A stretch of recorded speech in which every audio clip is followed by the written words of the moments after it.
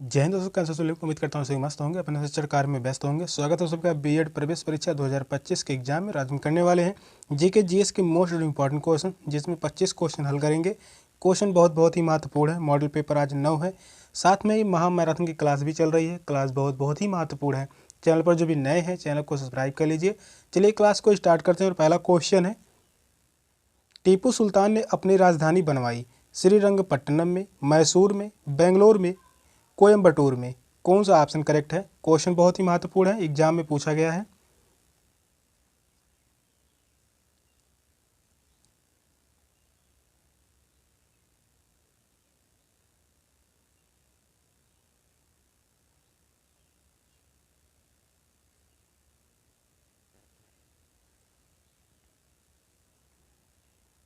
Question कह रहा है टीपू सुल्तान ने अपनी राजधानी बनवाई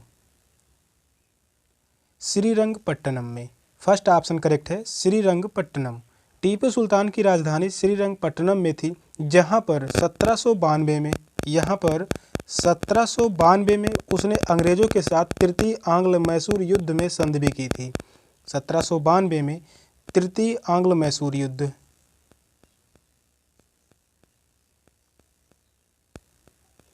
तृतीय आंग्ल मैसूर युद्ध। तृतीय आंग्ल मैसूर युद्ध की संधि हुई थी कहाँ पर? श्रीरंगपट्टनम में। टीपू सुल्तान की भी राजधानी है श्रीरंगपट्टनम। फर्स्ट ऑप्शन ही करेक्ट है। नेक्स्ट क्वेश्चन है, जंतर मंतर का निर्माण किया था अकबर ने, शाहजहां ने, शिवाजी ने, महाराजा जय सिंह ने। कौन सा ऑप्शन करेक्ट है? स्टैटिक जीके से संबंधित क्वेश्चन है। क्वेश्चन बहुत ही महत्वपूर्ण है और स्टैटिक जीके से 20 से 25 क्वेश्चन पूछे जाते हैं।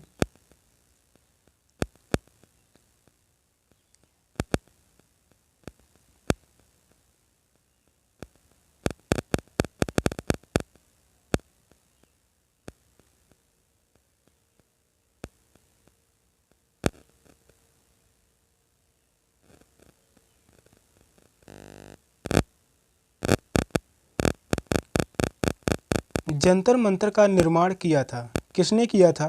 महाराजा जय सिंह ने। फोर्थ ऑप्शन करेक्ट है, महाराजा जय सिंह। जंतर मंतर का निर्माण जयपुर के राजा सवाई जय सिंह ने करवाया था और इन्होंने 5 वेधशालाओं का भी निर्माण करवाया। इन्होंने 5 वेधशालाओं का निर्माण करवाया।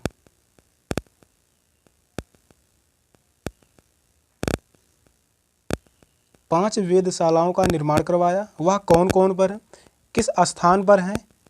पहला जो है दिल्ली में है, दूसरा है बनारस में, ये सभी इंपॉर्टेंट है, पूछा गया क्वेश्चन है। तीसरा है जयपुर, चौथा जो है उज्जैन, पांचवा है मथुरा। यही 5 वेधशाला हैं जिसका निर्माण महाराजा जय सिंह ने करवाया था। फोर्थ ऑप्शन करेक्ट है। नेक्स्ट क्वेश्चन है, महारानी विक्टोरिया को भारत की सामग्री नियुक्त किया गया 1858 में, 1876 में, 1877 में, 1885 में। कौन सा ऑप्शन करेक्ट है?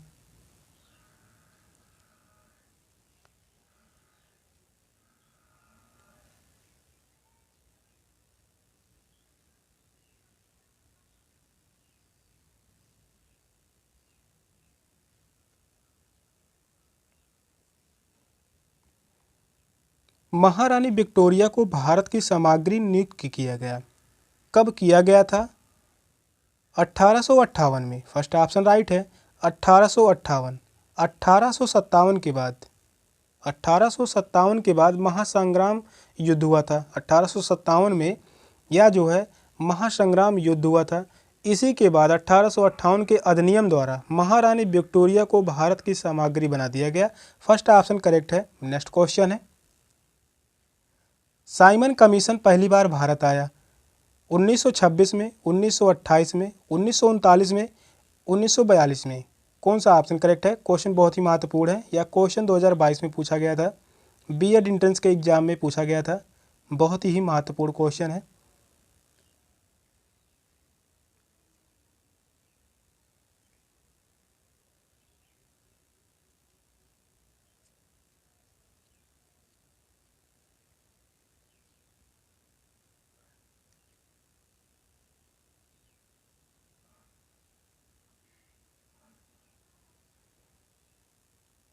क्वेश्चन कह रहा है साइमन कमीशन पहली बार भारत कब आया? 1928 में। सेकंड ऑप्शन करेक्ट है। 1928 में साइमन कमीशन भारत आया। इसका गठन कब किया गया था? साइमन कमीशन का गठन कब किया गया था? 1927 में। 1927 में इसका गठन किया गया था। पहली बार भारत में आया 1928 में और इसके सभी सदस्य अंग्रेज थे। साइमन कमीशन के सभी सदस्य अंग्रेज थे और इसी का कारण था जो भारत में इस आयोग का जोरदार विरोध हुआ। यही कारण था कि इसमें सभी सदस्य अंग्रेज थे और इसका बहुत ही ज़्यादा विरोध किया गया।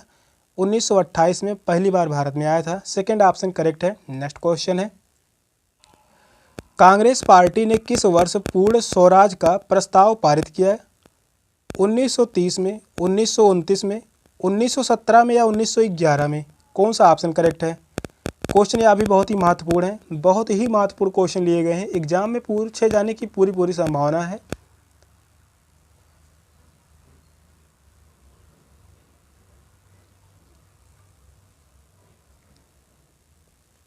क्वेश्चन कह रहा है कांग्रेस पार्टी ने किस वर्ष पूर्ण स्वराज का प्रस्ताव पारित किया? तो वह है 1929 में। सेकंड ऑप्शन करेक्ट है। 1929 कांग्रेस पार्टी 1929 के लाहौर अधिवेशन में। यह अधिवेशन कहाँ पर हुआ था? लाहौर अधिवेशन।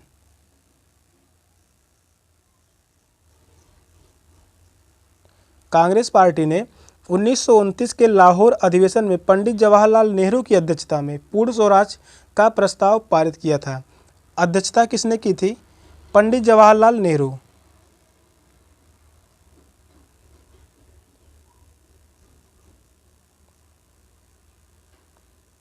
पंडित जवाहरलाल नेहरू की अध्यक्षता में पूर्ण स्वराज का प्रस्ताव पारित किया गया था। सेकंड ऑप्शन करेक्ट है। नेक्स्ट क्वेश्चन है, राष्ट्रीय गान सर्वप्रथम कब और कहाँ गाया गया? दिसंबर 27, 1911 कलकत्ता में, जनवरी 26, 1931 कलकत्ता में, जनवरी 24, 1950 दिल्ली में, अगस्त 14, 1896 इलाहाबाद में। कौन सा ऑप्शन करेक्ट है? क्वेश्चन यह भी बहुत ही महत्वपूर्ण है।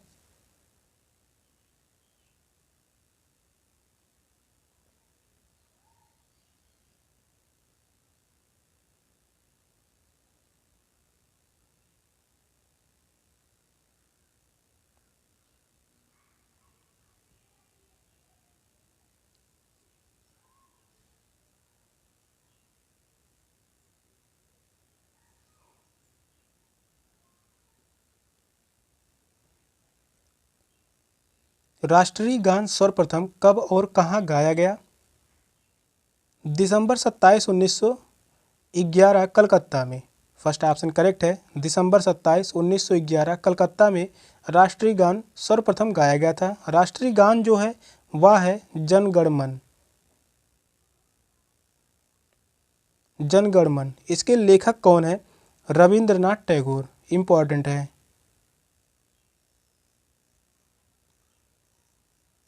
रविंद्रनाथ टैगोर इसके लेखक हैं और यह 11 दिसंबर 1911 ईस्वी को लिखा गया था और यह पहली बार भारतीय राष्ट्रीय कांग्रेस सम्मेलन में 27 दिसंबर 1911 ईस्वी को कलकत्ता में गाया गया। फर्स्ट ऑप्शन करेक्ट है। नेक्स्ट क्वेश्चन है, निम्नलिखित में से कौन सी नदी विषुवत रेखा को 2 बार काटती है? अमेजन, नील, कांगो, नाइजर। कौन सा ऑप्शन करेक्ट है?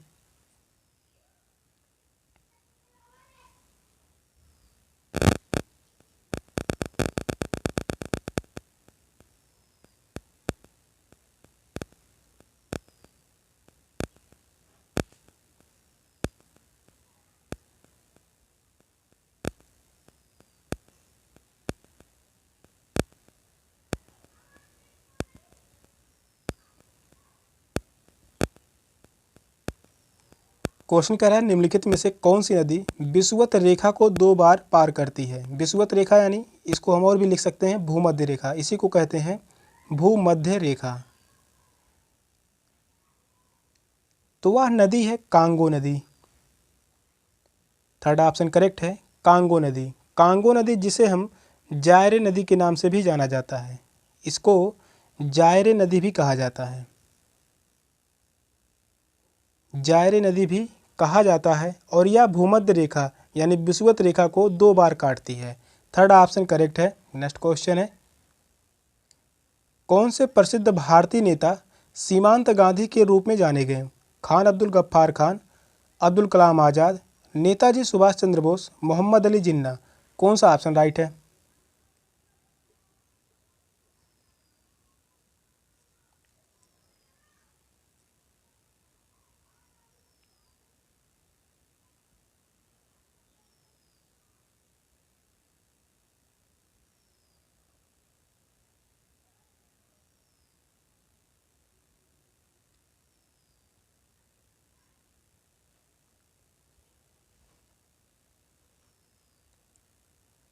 कौन से प्रसिद्ध भारतीय नेता सीमांत गांधी के रूप में जाने गए?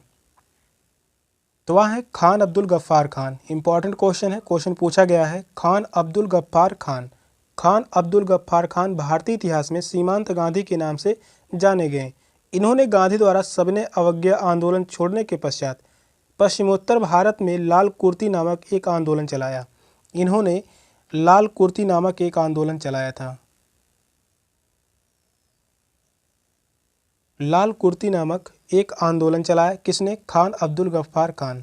इन्हें इस सीमांत गांधी के नाम से जाना जाता है। फर्स्ट ऑप्शन करेक्ट है। नेक्स्ट क्वेश्चन है, मुंडा जनजातियां अधिकांश बसी हैं मध्य प्रदेश में, उत्तर प्रदेश में, असम में या बिहार में? कौन सा ऑप्शन करेक्ट है?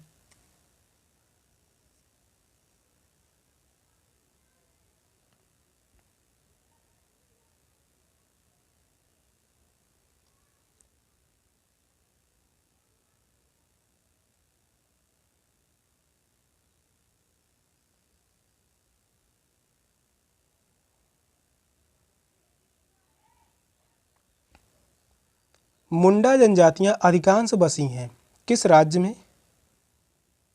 तो वह राज्य है बिहार राज्य में। फोर्थ ऑप्शन करेक्ट है।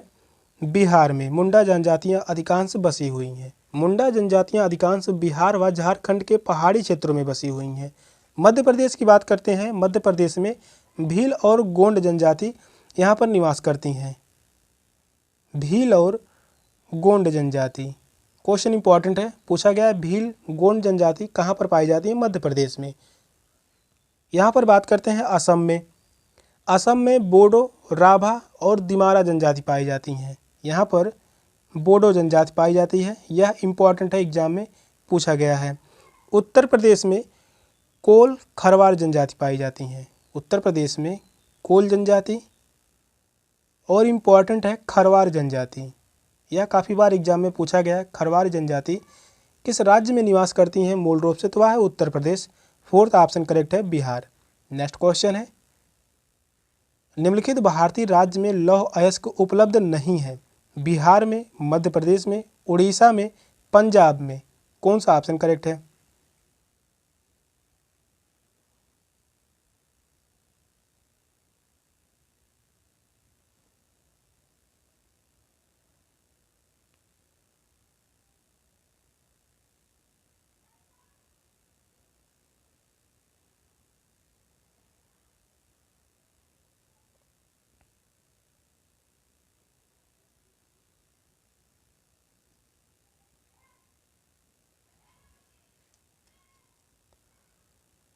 निम्नलिखित भारतीय राज्य में लौह अयस्क उपलब्ध नहीं है, तो वह कौन सा राज्य है? पंजाब राज्य।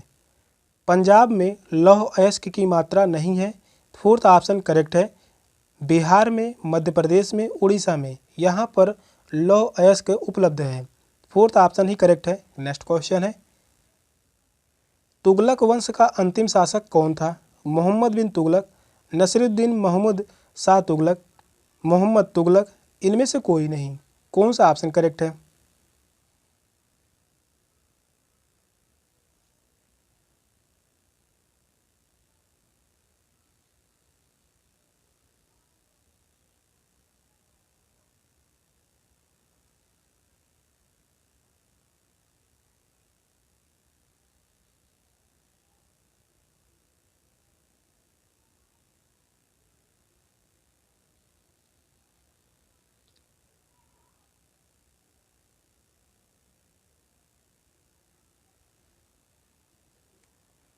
तुगलक वंश का अंतिम शासक कौन था?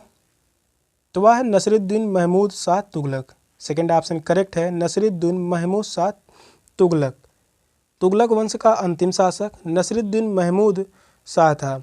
इसका शासनकाल कब से कब तक था? 1394 से 1412 तक। इसका शासनकाल 1394 से 1412 तक था। और खिज्र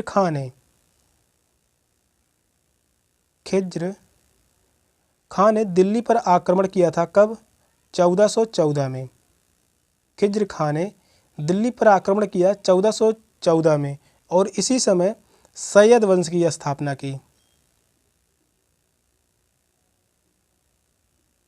सैयद वंश की स्थापना की। क्वेश्चन पूछा जाता है तुगलक वंश के बाद कौन सा वंश आया? तो वह है सैयद वंश। सैयद वंश की स्थापना किसने की? खिज्र खान ने। और तुगलक वंश का अंतिम शासक कौन था? Nasiruddin Mahmud Shah Tughlaq. Second option correct है। नेक्स्ट क्वेश्चन है, गांधी जी को अर्धनग्न फकीर किसने कहा? Mountbatten, Hastings, Winston Churchill, Jinnah. कौन सा ऑप्शन करेक्ट है?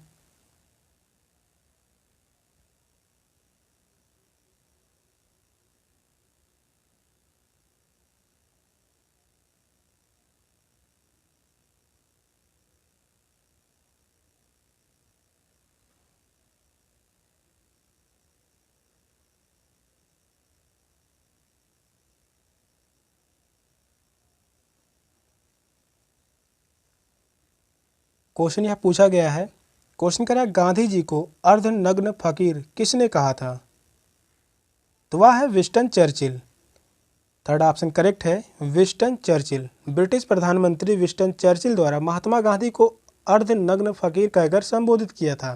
थर्ड ऑप्शन ही करेक्ट है। नेक्स्ट क्वेश्चन है, किस आयोग ने केंद्र राज्य संबंधों का अध्ययन किया? ठक्कर आयोग, शाह आयोग, सरकारिया आयोग, संसद। कौन सा ऑप्शन करेक्ट है? क्वेश्चन यह भी इंपॉर्टेंट है।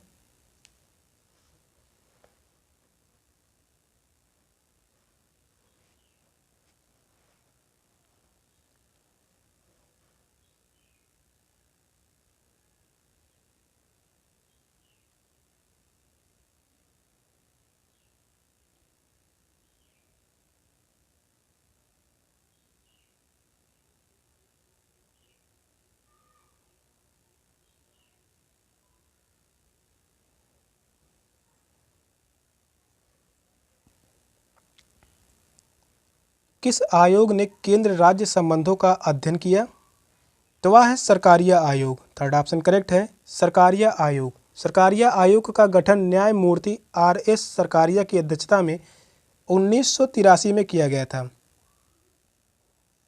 1983 में इसका गठन किया गया था। सरकारिया आयोग का गठन 1983 में किया गया था। किसने किया था? न्यायमूर्ति RS सरकारिया।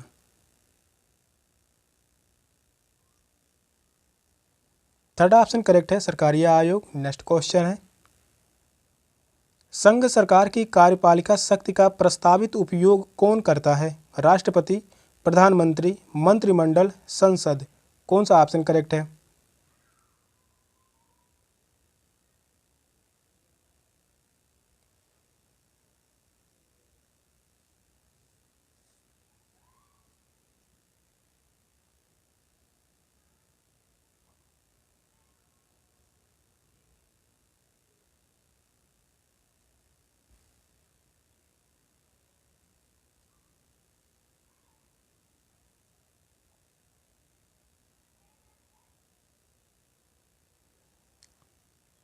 संघ सरकार की कार्यपालिका शक्ति का प्रस्तावित उपयोग कौन करता है?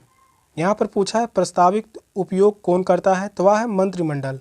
थर्ड ऑप्शन करेक्ट है, मंत्रिमंडल। भारतीय राजनीतिक व्यवस्था के अंतर्गत संघ की कार्यपालिका शक्ति सिद्धांत राष्ट्रपति में निहित है, लेकिन राष्ट्रपति भारत की संसदात्मक शासन व्यवस्था में ब्रिटिश क्राउन की भांति केवल नाम मात्र की कार्यपालिका के रूप में कार्य करता है और इसके विपरीत प्रधानमंत्री और मंत्रिमंडल वास्तविक कार्यपालिका की भूमिका निभाते हैं।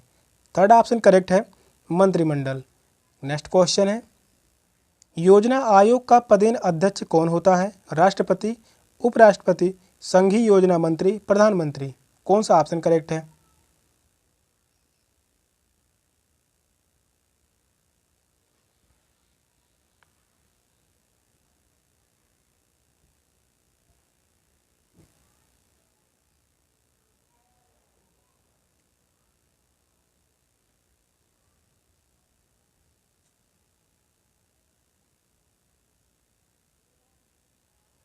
योजना आयोग का पदेन अध्यक्ष कौन होता है?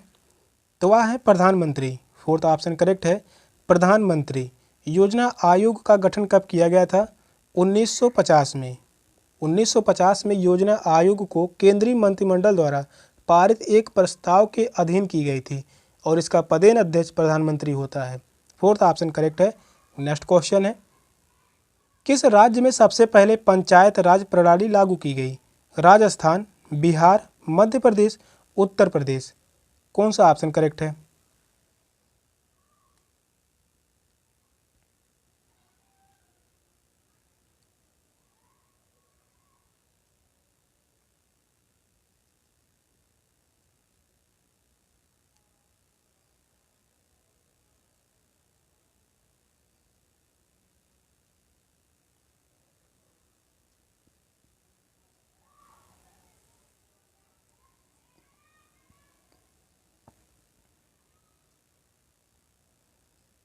क्वेश्चन इंपॉर्टेंट है। क्वेश्चन कह रहा है, किस राज्य में सबसे पहले पंचायत राज प्रणाली लागू की गई? तो वह राज्य है राजस्थान। फर्स्ट ऑप्शन करेक्ट है, राजस्थान। भारत में पंचायती राज प्रक्रिया का प्रारंभ 2 अक्टूबर 1959 को 2 अक्टूबर 1959 को राजस्थान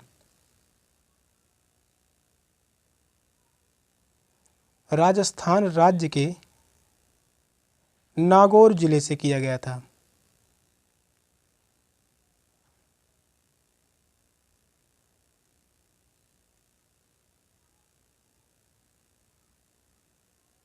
नागौर जिले से किया गया था।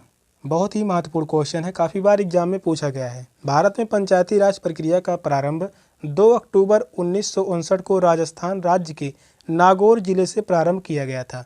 फर्स्ट ऑप्शन करेक्ट है। नेक्स्ट क्वेश्चन है, संविधान सभा के लिए चुने हुए अस्थायी अध्यक्ष कौन थे?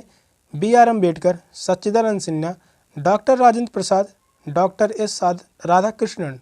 कौन सा ऑप्शन करेक्ट है? यह भी इम्पोर्टेंट क्वेश्चन है, एग्जाम में पूछे जाने की संभावना है।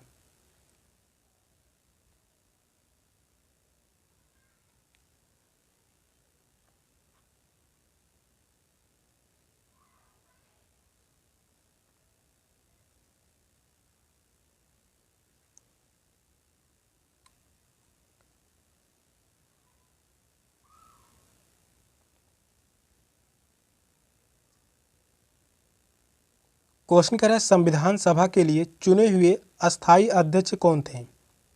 यहाँ पर पूछा है अस्थायी अध्यक्ष, तो वह थे doctor Rajendra Prasad. Third option correct है, डॉक्टर राजेंद्र प्रसाद। संविधान सभा का गठन भारत के संविधान की रूपरेखा निर्धारित करने के लिए किया गया था और इस सभा की प्रथम बैठक 9 दिसंबर 1946 को हुई थी। 9 दिसंबर 1946 को हुई थी। कहाँ पर? दिल्ली में। 9 दिसंबर 1946 को दिल्ली में प्रथम बैठक हुई थी, जिसमें अस्थायी अध्यक्ष चुने गए थे डॉक्टर सच्चिदानंद सिन्हा। ये जो थे अस्थायी अध्यक्ष थे। इसके बाद दूसरी बैठक हुई थी 11 दिसंबर 1946। 11 दिसंबर 1946 यह भी हुआ था दिल्ली में और इसके अध्यक्ष जो थे डॉक्टर राजेंद्र प्रसाद, जो कि यह एक अस्थायी अध्यक्ष थे। यह एक अस्थायी अध्यक्ष के रूप में चुने गए और डॉक्टर राजेंद्र प्रसाद को भारत के प्रथम राष्ट्रपति होने का भी गौरव प्राप्त है। बात करते हैं BR अम्बेडकर। डॉक्टर भीमराव अम्बेडकर जी यह प्रारूप समिति के अध्यक्ष थे। प्रारूप समिति के अध्यक्ष थे? काफ़ी बार यह एग्जाम में क्वेश्चन पूछा गया है, इंपॉर्टेंट है। प्रारूप समिति के अध्यक्ष कौन थे? Doctor Bhimrao Ambedkar. Third option correct है। नेक्स्ट क्वेश्चन है, नौकरियों और शैक्षिक संस्थानों में समाज के कमजोर वर्गों को आरक्षण संविधान के किस अनुच्छेद में प्रदान किया गया है? अनुच्छेद 16, अनुच्छेद 17, अनुच्छेद 18, अनुच्छेद 19। कौन सा ऑप्शन करेक्ट है? क्वेश्चन बहुत ही महत्वपूर्ण है।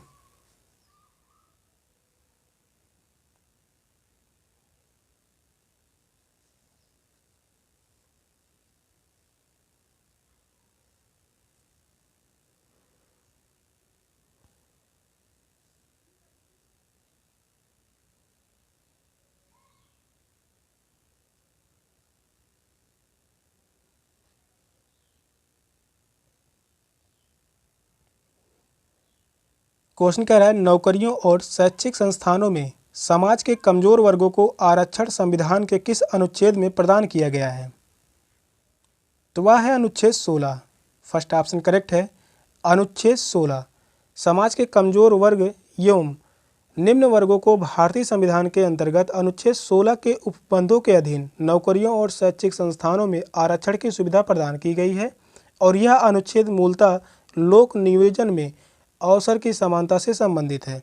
बात करते हैं अनुच्छेद 17। इसमें जो है अस्पृश्यता का अंत है, अस्पृश्यता का अंत है। छुआछूत से संबंधित जो अनुच्छेद है अनुच्छेद 17, यह भी बहुत ही महत्वपूर्ण है, इसको भी ध्यान में रखिए। अनुच्छेद 19 की बात करते हैं, स्वतंत्रता का अधिकार है, स्वतंत्रता का अधिकार है।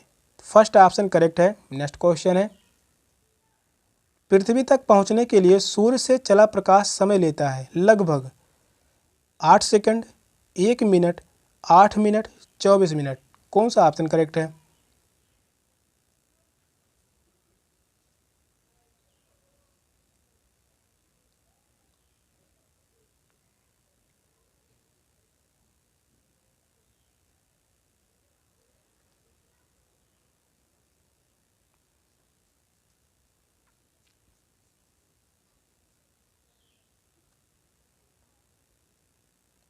क्वेश्चन कह रहा है, पृथ्वी तक पहुंचने के लिए सूर्य से चला प्रकाश समय लेता है लगभग 8 मिनट। थर्ड ऑप्शन करेक्ट है, लगभग 8 मिनट। सूर्य के प्रकाश को पृथ्वी तक पहुंचने में लगभग 8 मिनट समय लगता है। नेक्स्ट क्वेश्चन है, सांप के जहरीले विषदंत किसके रूपांतरित रूप हैं? चिबुकास्ती दंत के, तालु दंत के, स्वनी दंत के, जंभिका दंत के। कौन सा ऑप्शन करेक्ट है? बहुत ही महत्वपूर्ण क्वेश्चन है।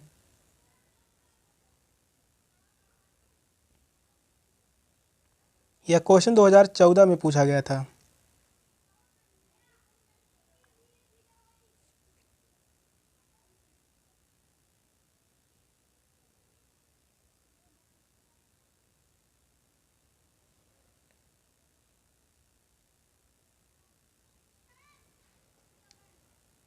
सांप के जहरीले विषदंत किसके रूपांतरित रूप हैं?